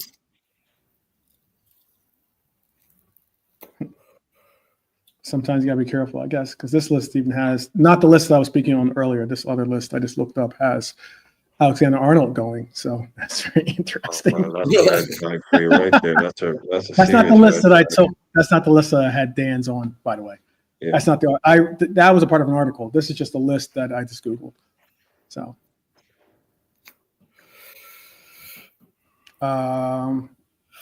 Be good to see Dan's again, because we haven't seen him for a while, have we? Since Klopp's last season. Oh no, we did see him last season, didn't we? Didn't he play in PSV? No, we didn't see him then. No, we didn't. Did we? no, he was injured. Injured the whole season, basically. Yeah. So it was Klopp's And then even last when he went on loan, he was injured as well. So Yeah, he's supposed to go on loan.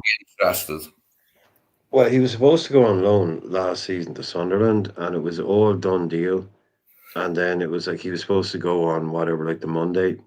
Mm-hmm. And then a story came out that his move had been delayed for 2 weeks because he had, needed treatment on a minor back injury. And that was literally it. He never played again after that season.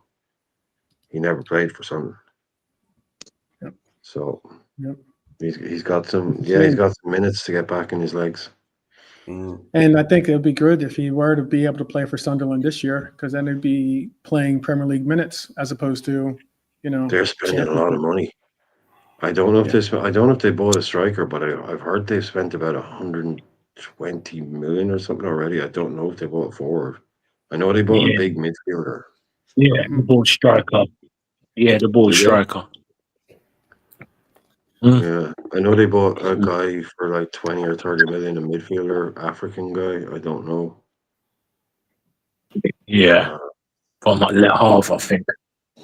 Yeah, one of those kind of Amadou guys or Andoué guys, that no one's ever heard of, straight out of France. 20 million quid is okay, right? Cool. So yeah, I would loan him. I would have given him pre-season, but obviously not. He's not out there. So, but if not, then yeah, just loan him, get him another year.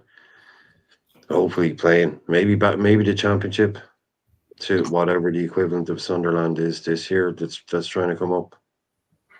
Maybe. Okay.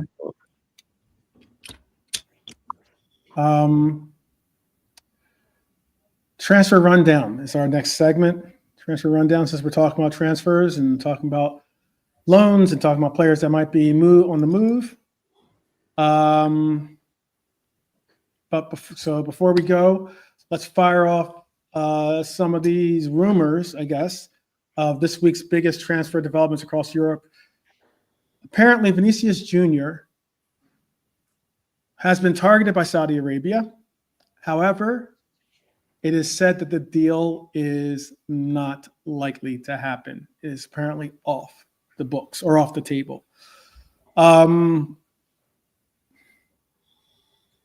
Vinicius Jr. moving on to another spot. I don't know if that's going to happen. I think that Vinicius Jr. moving on out of Real Madrid, there was even talks about him possibly joining Barcelona, which is a crazy, crazy notion. I couldn't see that happening. But Vinicius Jr. is a talent. I just don't see there really a landing spot for him other than maybe a few teams. And I think those few teams would not spend what the evaluation is for him. Another thing, speaking of Real Madrid, Liverpool want to keep Ibu despite Madrid sniffing around. We spoke on that earlier about they had given us a cheeky £25 million bid. If Real Madrid come back and offer us the 40 million that was said to be the number, or even maybe they double it. Maybe we hold out and say, 40 million. Well, now the price has become 50 million, let's say. Do we make that deal? Would you make that deal? I'll ask, or Lee, go ahead, answer. You can answer. For 50, yeah. 50 million, you make the deal to Real Madrid? Yeah. With them only having a year left, to make it for 50. Okay. Nolante, 50 million, you make that deal? See you later. Out of Madrid with your boy Trent. And let's get great. Okay. Brian, 50 million, you making that deal? Sterling. Yeah. 50 million pounds. Man, obviously, yes, I would take 38 million sterling with a year left for a guy that wants to go. Mm-hmm. I'd be like, here, take that out of your sign-on bonus. It's just gotten a lot smaller. Absolutely, I'd bite your hand off at 50. Like I said earlier on, they're messing around at 20 because, I mean, that's just, that's just a joke. But that money would help us do something. It would make it won't be easy, but 50 million pounds, absolutely. And especially since Real Madrid are coming out saying this, they have this really good relationship with Liverpool. Yeah, well, I can prove it. So, I don't agree. I don't agree with that. What deal has Real Madrid made with us? I think they were trying to be condescending, to be honest with you. Yeah, most likely. Because but that's just an honest question. I'm just trying to think of what player have we acquired from Real Madrid? At that time, they gave us Antonio Nunes when they took Michael off. Thanks. Double thumbs up there, lads. Yeah, it is a special relationship. We give you great players and you give us a load of crap. Yeah, that's what type of relationship it is, mate. Bit of a one-way street, isn't it? Yeah. It's not reciprocal. This like friendship, this relationship. Is it like there's only one person in it, isn't there? Real Madrid. Mm-hmm. A name that is on the move, apparently, but a name that is apparently on the move towards Manchester City is Manchester City is eyeing Real Madrid's goalkeeper Lunin. I think that's how to pronounce his name. Now that it looks like Manchester City's starting keep is going to be on the move to Turkey. It looks like. I know that it is something of Real Madrid. Excuse me, that Manchester City has been making a lot of acquisitions. They're making a lot of moves. Some have them as being the favorites going into next season, despite our own moves this summer and despite us being in a better position coming off of last year.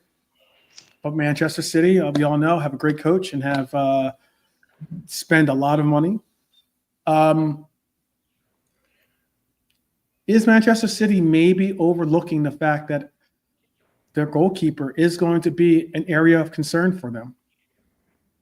Could they go into do you think they can go into the year with Ortiz, right? Oh, Ortega, excuse me. Yeah. As their number one keeper? Nah, he won't be the number one. They've got Target City. He won't be the number one. Back Trafford, aren't they? They are. Yeah. Another name that was out there. Yep. They're trying to negotiate that deal down. The buyback is 40 million. 40 million. 40 million pounds, and they're trying to negotiate it down to get a better deal for Trafford. And I'm like, why would they do that? You want him? Another one Newcastle would have missed out on if they get, because Newcastle have been after him all season as well. Newcastle have been just missing out on target after target after target. Yeah. You know, he's their number one target as goalkeeper is Trafford. Doesn't that say a lot though, Brian? Wouldn't you say about Newcastle? And like maybe the reason why there should be some type of pause in Isak's confidence in Newcastle becoming a real powerhouse or a real destination spot for talent. I don't know if anyone. I mean, you're kind of. Well, I mean, you're suggesting a thought process I never had, but I mean, they're not going to be that club. He knows that they're not going to be that club. There is no 4 or 5 years and they have Ronaldo's and Messi's. That's not happening. I get that. They have some. It's not like they don't have some components of a very good team. I mean, they've got. No, but do you think how many in the next 5 years? In the next 5, I'll ask you a question. In the next 5 years, how many times do you think Newcastle can win a Premier League or a Champions League in the next 5 years? How many Premier League titles? Premier Leagues or Champions League, think Newcastle can win the next 5 years? Under PSR, starting with the squad they have now. Mm-hmm. By the time Isak is 31, how many times do you think they can win a Premier League or a Champions League?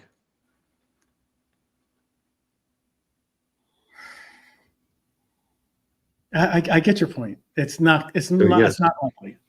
So why would he say he's sitting there saying, look, you bought me for 62 million. I've gotten you Champions League twice. I won you a cup. Obviously, there's a team, but he scored the goals. He won the cup final winning goal. You're going to double your money on me. I'm 26. Just let him go. But they're too stubborn and they're too proud. Because he's not going to win. By the time he's 30, 31, they might have maybe won another League Cup or an FA Cup or come second in the league, maybe. But look at all the players that are avoiding them. They're getting Anthony Elanga. It's obvious. It's not somewhere top player like the Saudis and the people. They're not prepared to recognize football reality, and the football reality is that they should sell him. That's just as base up straight up football reality of it. They should sell him because he will not be happy if he has to stay there. Because everyone is telling him you're the best striker in the world right now, other than maybe this guy or that guy. How many league titles has he won? You're saying he's won nothing. I would put the same likelihood of Premier League titles or like a Spurs, for instance. I don't think the Spurs have a very likelihood of winning a Premier League title. Shout out. If he goes to Liverpool, he might win too. Say again. If he goes to Liverpool, he might win too. By the time he's 30, you know. What I'm going to ask. Well, I'd ask the question then. This is to you, this is to Lee, this is to Lante, this is even to the chat. Then, is Isak on the verge of being a Harry Kane 2.0 then? If he stays there, absolutely, yeah. Totally is. Okay. Totally is. And he knows that. No one needs to tell him that. He knows that more than anyone. He knows that. He's sitting there going, sell me. Freaking sell me. Okay. 100% that's what he's doing. He does not want to be there anymore. What do you think then, Lee? Is Isak Harry Kane 2.0? No. Dynamic, not in the sense of that Isak's going for a title, or excuse me, going for a scoring record or something, but I'm just saying as being labeled one of the, if not the best forward in the Premier League. You could make the argument that when Harry Kane was a part of the Premier League, he was. Oh yeah, in that way, yeah. He's up the top. He's up to a big standard now in that regard, yeah, with his goals output, right. And that he's only and Harry Kane, despite being a dynamic scorer, is on a team that no one gives a real chance of winning. Maybe they make top 4. Maybe they can make top 4. Not saying they couldn't, but that would be an accomplishment for Spurs, not winning a Premier League title. Or for them, it was a very similar path towards just winning a trophy, much less a title. Yeah, like the goals that Kane Cup. scored didn't yield a trophy, did they, for Spurs? Isak's have yielded a trophy for Newcastle. Probably the level Newcastle are at now is around the level Spurs were at them years under Kane. You know, they were threatening in the league, not really to win anything, but you know, they were always in contention, Spurs, like, and they got in the Champions League. Now Newcastle are in that position. So they've moved ahead of them a little bit this season, haven't they, Newcastle? We'll see if it happens again next season, league-wise. But yeah, he's scoring a lot of goals now, isn't he? In a decent team, but a decent team, no more than that, Newcastle. And that's what Kane always did, didn't he? So there's similarities there, like. Yeah. I don't know. Someone's saying, Red for Life saying he'd take the young standout for Stuttgart, Walter Maid. Is that? I think it's Walter He's been bought, hasn't he? I thought someone bought him, Walter Maada. He's had a breakout year. He's had a certain breakout year.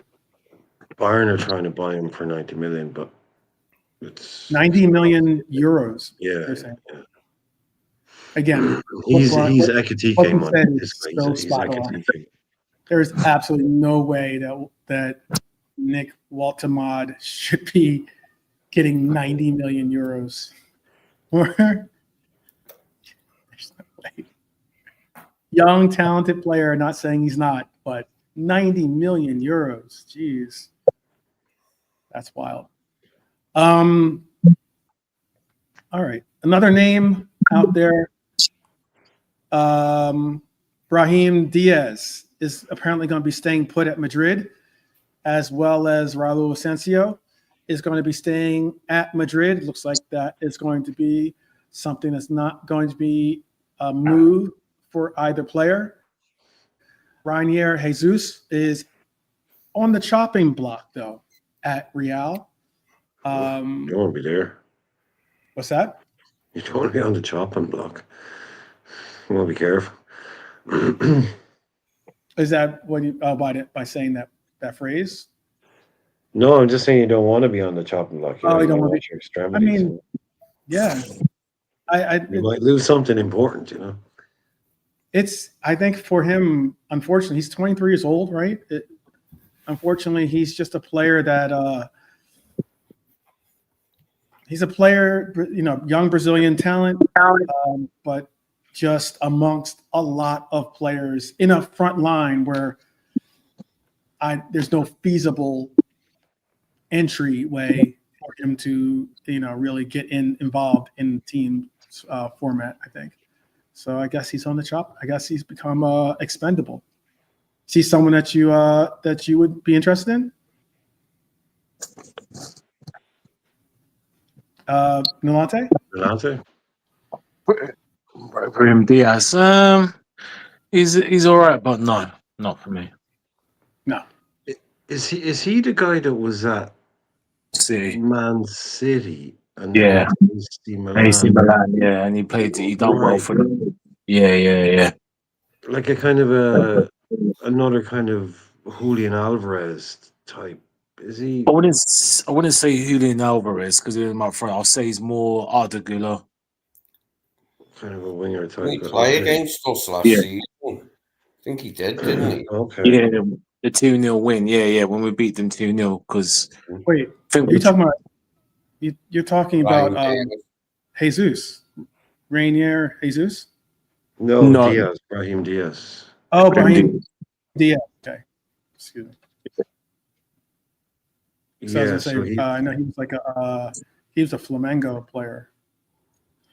Yeah, Diaz was City, then AC, then Real Madrid. Right, that's a hell of a career without really ever pushing up any or pulling up any trees. Is that the expression? I've kind of half forgotten about that guy. Yeah, he was one of those next big thing kind of guys, and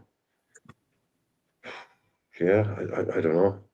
Says a lot, though, I will say, about what Alonso's really going in and having apparently the ability to really form and place this team into like his own vision, making some notable cuts to some young talent. It's got to be done. Yeah, and there was 0 trophies, which was great to see last season. Yeah. So it's another region. Do you think it hurts? Do you think that are they playing too much into the fact that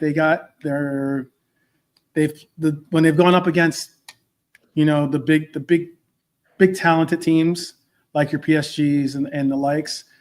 I don't know if even Arsenal, I guess, could put into that sentence.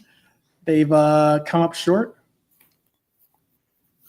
So I say so. I mean, the Arsenal portion wasn't Alonso, but the PSG, they did not look good in that game. They did not look good in that game. So do you think Alonso should have?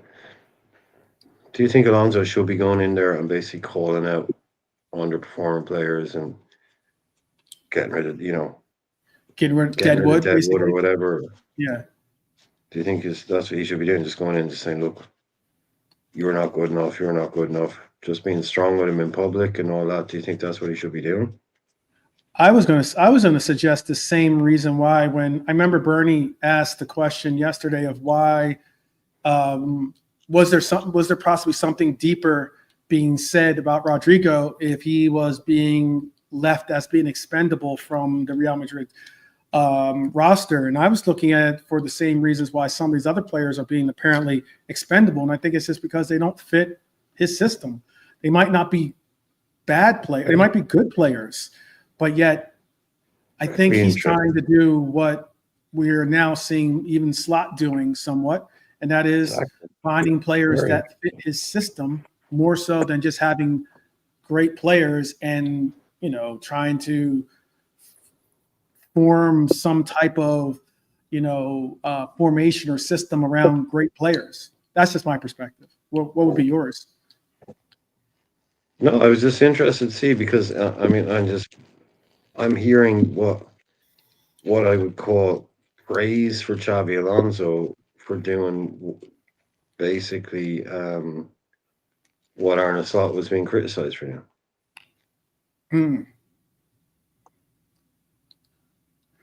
Who's praising him? I mean, as in, is it Real Madrid fans or is it? No, just asking. No, it's just I was asking. It's just like, hey, he's coming, he's doing this, he's doing that. It's like, okay, that sounds like you think these are good things. Well, this is what Slot comes in, he calls someone out. It's like, oh, that's not on. You can't do that. I just think it's interesting. Maybe because it's like in Real Madrid, though, it's a lot more like cutthroat when it comes to players. Like, as in, it's not a matter of like the level. This is just, again, my perspective. Not really necessarily the level of talent that is really, because I mean, I thought that Bale was an exceptional talent, but yet, even he could be expendable, or could have been looked at as being expendable at some points of his career there. It's just a matter of like, if you're the gaffer, you have the ability to, you still have the ability to make those difficult decisions. And I think that, like, I give him credit for the fact that he's using his what do they call it? He's using his not leverage, but like all of his stock, I guess you could say, for right now, in the sense of that he was the big name. They got rid of Ancelotti, legendary coach. They get rid of Ancelotti. They bring in what was coveted as being one of the most talented young coaches. He's got a connection, obviously, to Madrid. So he knows the club, knows the heritage, has the lineage that way, and he's using that stock for lack of a better word, to be able to say, you know what, he's gonna do his Frank Sinatra and do it his way. Yeah. Which is what I think we should just understand that as well. When Arne Slot comes in and tells Trent he wasn't good enough in training, maybe he does it in a press conference just because Jurgen Klopp didn't used to do it like that. Mm-hmm. He's not Jurgen Klopp. Get used to it. Mm-hmm. You know, this guy has more balls. This guy is more out there. This guy is more vocal. You know, when Arne Slot comes in and puts someone on the sideline, no, that's no way to treat a player. But when Alonso does it, oh, it's smart. You know, it's all, you know, like I don't get it sometimes. This guy, like, I don't give like, honestly, I don't give a shit if my manager calls out one of my players in the press conference because he played badly in a game. Mm-hmm. I don't. Some people, that's bad psychology, but I don't necessarily, if it's the right player, you do it. I don't care. If that player then turns around and buckles up and gets, I don't care. Just because someone else wouldn't have done it. I think sometimes you need a manager to come in and be very nice and quiet. Like Scott did at the start, real nice and reserved and quiet. And then guess what? The guy's an assassin. He's an absolutely ruthless manager. I like that about Slot. I think he's ruthless. He's absolutely ruthless. And Dutch Well, then people will rub you the wrong way. who do you think should be our next target then? Our next transfer target. Yeah, who should be our number one priority now that we got Ekitike across the line? Who becomes our number one priority? And what player would you put it as? 100% to be a centre half, and if Gahey is there, and I think he fits. It ticks a lot of boxes. Yeah, he's not, but he absolutely ticks so many boxes. Real easy transfer to get done, and we absolutely need a centre half. So, priority number one, man, new centre half. Okay. Again, it's getting too close to the start of the season to be just running on three. One of them wants to go to Madrid next year. And the other one is Joey Gomez, who we're all just crossing our fingers can stay fit. But we all know that's not a kind of a sensible thing to bank on Joey to be able to stay fit. If he is fit, awesome, brilliant, great player. But it isn't. It's not good planning. So if we don't have a centre half, I mean, the fact we don't have one going on the tour with us is disappointing. The new centre half, because it was such an obvious gap that we needed to fill. Mm-hmm. I really don't know why. They're bringing the youngster in, but yeah. But I mean, the new guy. But I mean, if we were bringing one in, which we will, I just don't understand why this Gahey thing is slowed down to a snail's pace all of a sudden. No moment. Don't they still have the appeal going? They're still doing that thing. Yeah, if that's affecting it, then we should just move on to another target. And we can't. Like I say, you don't want to be bringing in, like, we don't want to be playing Mark Gahey in the Community Shield and then buying him the next day, do we? Yeah, that'd be awkward. It's getting pretty close. So that a month is very true. Very true. Very true. But yeah, a month is not a long time away, and time flies.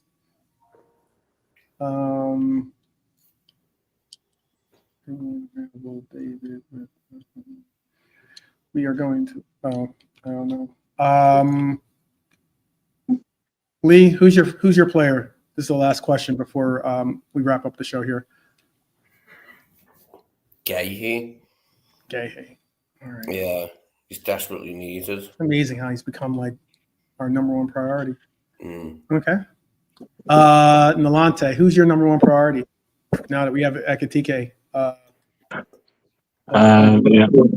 Yeah, I would say same between Gahey or Hatter, either one of the two. Okay. Gahey was I saw was the consensus in the chat. I did see that I think it was Wolf said not buying a center half. We have Robbo and Dominic as our right back. Okay. Yeah. Come on. He played right back against in an experimental form. Come on. Don't do that. Dom is right back. Come on. don't know. Dara asked the question about what the panel thinks, but I don't see his question, so that's why I can't answer it. He's saying, who will our free kick takers be this season? Now Trent is not an option. It'll be Maka, I think, in my opinion. I'm assuming Verts takes a pretty tidy free kick. Yeah, possibly. Verts could be the person that steps up. Dom takes a good free kick. Got options. I don't like Dom's free kicks that much. I know he can take them. I'm not saying he can't. I'm just saying. Yeah, I suppose it's who becomes that kind of number one guy. Yeah, It wouldn't be Dom. It won't be Dom. Maybe Mac and Bert's have a little conversation. Do you fancy this one? Share between them. This is a little bit more my angle. This is a little bit more your angle. Kirk has been taking free kicks. You're saying?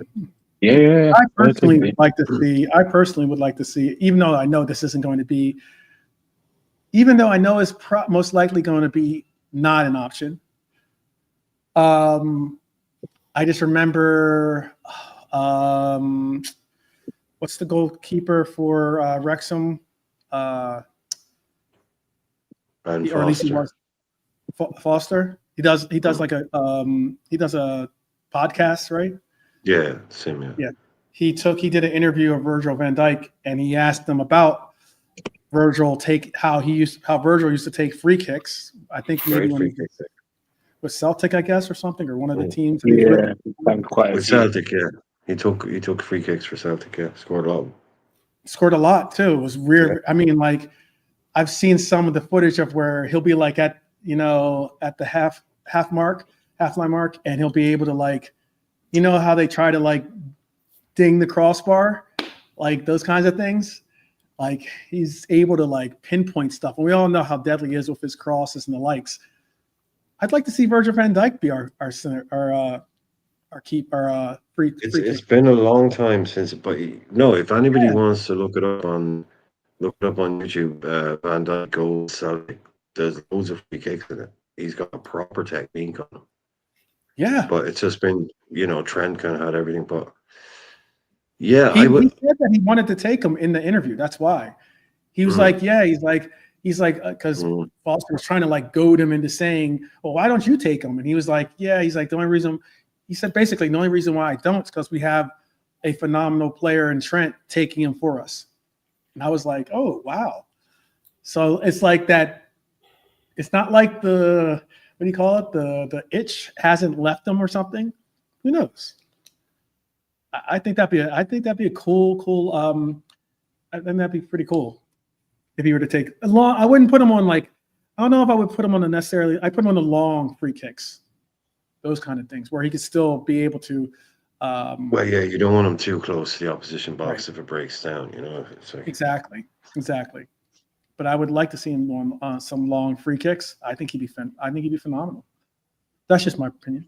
Yeah. If that happens next year, he was well known for it.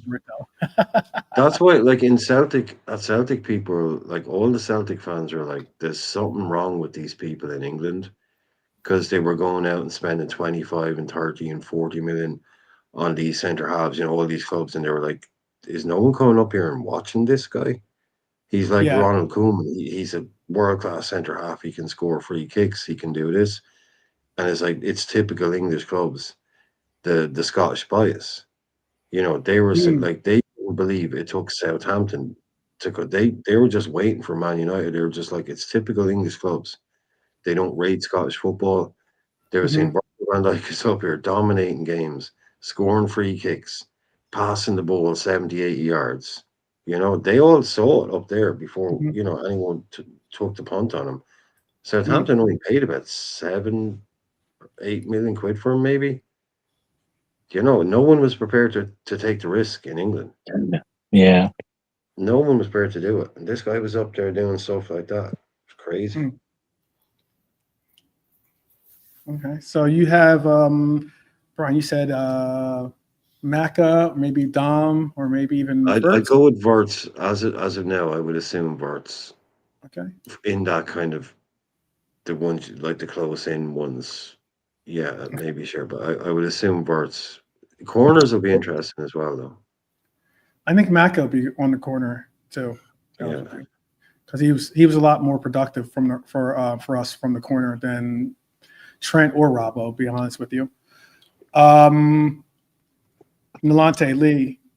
do you want to throw a name in there real quick before we wrap up the show here? Oh, in terms of free kicks? Mm-hmm. Dara's question. No. Oh, let me see it. That was Dara's question, was who's going to take the free kicks? Oh, that's it. Yeah, just like I said, I mean, the outside would be Kirkus, apart from the obvious names. Okay. Lee, who do you think? It will be a new era post-Trent for set pieces, but I think we've got enough players to cover it. It'd probably mainly be McAllister, I would imagine, to start off with. But Sobo, Wirtz, the left footers as well. I'll have goes at corners, won't they, sometimes? Yeah. Be interesting anyway to see who becomes the numero uno on free kicks. Okay. Statistically. Thank you, Kevin. Definitely. This is I got this when I saw Jurgen wearing it. I was like, I got to get this cap. And Wolf asks, who's our best header up front? Personally, I think it's no bias, but I do think it's Darwin is our best header, as opposed to Cody, Salah, Lucho, like the normal candidates. I think that Nunez is the best at heading the ball. I think he's got more goals via heading than the other candidates. Cody and Lucho are useful in the air when they get chances. But I think Cody isn't as useful as I would like for him to be. He's a tall player, but he's a wet sandwich. Jesus, when's the last time you saw us? Come on, man. Cody, Lee, really, we don't have anybody. We don't have one. Yeah, we really don't have one. Cody doesn't really do it for me when it comes to trying to get. He doesn't has a physicality. Maybe I don't know. Not saying he hasn't or can't. But I'm just saying that he's not a threat. I think sometimes as much as I would like for him to be. Should be the header of the ball. Yeah. Yeah. I don't think we have anybody that we can all say, oh yeah, he's definitely. Jota would have been most top candidate for that, obviously. 100%. Brilliant, absolutely brilliant header of the football. Yeah, absolutely. He was able to get for his size, but it was incredible how he was able to find space, be able to, time his jump. Because it's not like he had some incredible hops or something like that, but he was just able to just absolutely create his own space, find an area of the pitch that, obviously the ball is going to be connected to, and just make some really, really dynamic contact with the ball. Well, I think 12. The thing with him was he could leap if it was a kind of a momentary one, but he also had to. He never tried to meet the ball where he needed to be 6 foot tall. He always just met it where it was perfect for his height. Mm-hmm. Yeah, he would always find that space. Yeah, he would just drift into that as a dink, little head, and it's gone over 2 big defenders. It's gone over even like Darwin or Virgil or something, and he's the one that pops up at the header. Right. Darwin, that's why I said Darwin and VVD. They utilize their physicality. They're able to leap and get high and try to out jump someone, or maybe bully them in the air. But Jota was just like you said, he's just phenomenal with his timing and being able to meet it at the apex of where he needs to get it at. Just make it easy for yourself. Make it easy. Just make it a nodding it back into not having to meet it and power it and all that. Just ding, little back. Yeah, let the ball do the work. Let the ball do the work. Yep. Yeah. Absolutely. Oh, well, that's going to wrap up our show, people. Case of the Mondays is exactly what it was, because it was a case where there's only a few topics that are really on our minds these days, and that is who's going, who's staying, preparing to go on this Asian trip, which is going to be very, very interesting to see. We are huge, I know, in Asia. This trip to Japan is going to be a phenomenal trip for Endo, obviously, for many reasons, but it's going to be a great, great trip for all of us to see them out in Asia performing against some decent teams too. So we'll see about that. Thanks to everyone who stuck around for this show. I know that we hovered around at the same number right here for most of the show, so I appreciate that. Don't forget to leave your comments after the show for sure. Hit the like button, all that jazz. Subscribe if you haven't subscribed. Tell a friend to tell a friend. But join us next time as we will give you some more insight. Maybe we have a different name to talk about, or maybe have a name that we can say is going on this trip and is in the fold. Hopefully we do. Brian, do you have anything coming up on your show that you would like to plug or tell people about? I will do something tomorrow at 6 o'clock. I do not know what it will be, but it will be something. Yes. It'll be Definitely. something. Okay. I mean, that's just how right now, while I have the time, I'm just going to do shows every day if I can. Right. Same time, same place kind of shit as often as I can. And, the numbers are doing really well. So I'll try. While They are. it's there, Doing exceptionally while well. it's there, I'm going to keep going with it, so every day, 6 o'clock kind of thing, basically. What it'll be about, who knows? Tier list or something like that. I've been waiting for I think it's still only one left to be released to do a tier list of next season's kits. So, oh yeah, you know what? I just saw that. Be dropped on my Twitter feed here that they have the new kits have been displayed. They're out. The new kits, the red and the white one. This red, the red with white outline, and then the other kit is white with red outline, basically. And then I guess the third kit's going to be that green kit, most likely. Yeah. Who was it? I think it was us and Man City were the only two that when it went on their website, they didn't have new kits up yet, because obviously we were waiting for our Nike deal to expire. So they're probably the same with their Puma deal or whatever it might be with them. Yeah. But I did look through them all, and to take the pics for them, and I've got to say, lads, it's a pretty uninspiring bunch. It really is. If you're talking home kits, it's fairly uninspiring. Like, it is. From what I'm looking at right here, is not like as impressive, as much hype as we've been giving Adidas. I was hyped because I just mean all the teams. I just mean all the teams. It's all very bland. It's not like there's no like, wow, that's going to be an iconic, that's going to be a classic kind of thing. They're very. It's always the third kits and the second kits that they get a bit creative with, maybe, but just and the same websites for all the club shops. They're basically all the same. The websites. So yeah, pretty uninspiring. The home kits, at least. Yeah, I was just saying about our kit in general. I wasn't really super impressed with it. I like it. I think it's okay. I mean, it's okay. Again, we always say you have to wait until you see it on maybe the something like that, I guess. You have to wait until you see it on the players. That's what I always say. Wait until you see it on the players, and then it always looks nicer.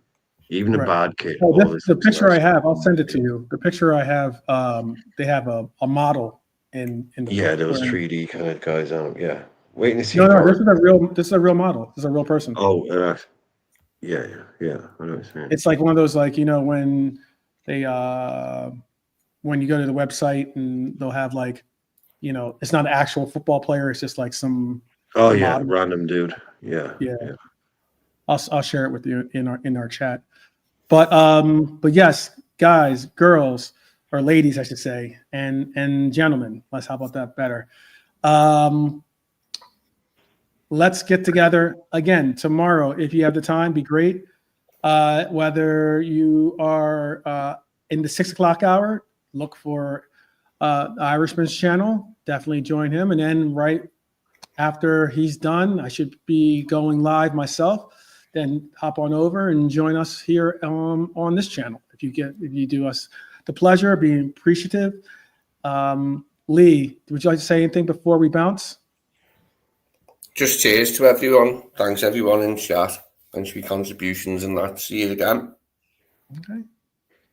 And Nalante, last but not least. Let's stay together. Okay. Fire. Absolute fire. There you go. Good night, people. Take care. And as always, up the Reds.